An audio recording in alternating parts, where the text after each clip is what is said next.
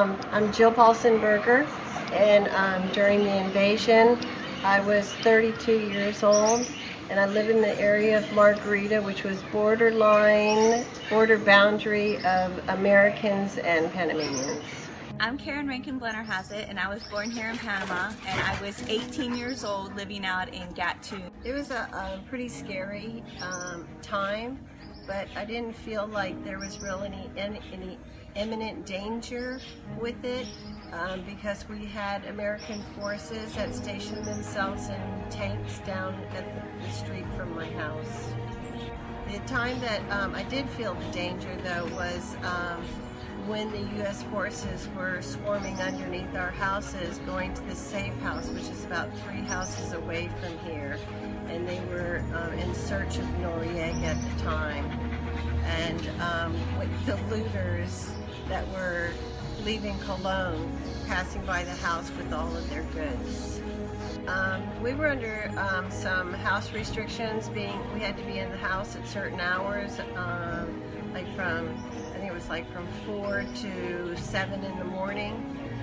We went out driving around to see what damages we could see from our vehicles cruising out toward Coca-Cola, where there was major fighting going on, and through Espinal, where they had the Panamanian military and the U.S. military in combat.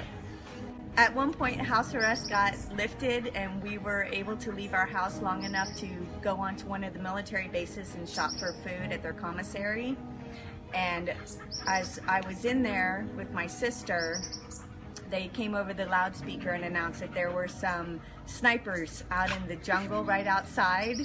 And at the time I was riding a motorcycle, so it was very scary. We had to leave very quickly, and all we had were helmets on, and we had to go through the point where there were snipers on either side of the road in the jungle, and that was very scary.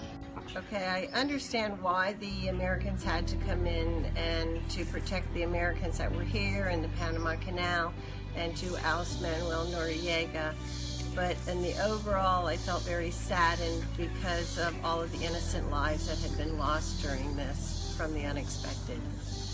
I was very thankful and relieved that it was over, because it was a very stressful time, not just for the country, but as a family.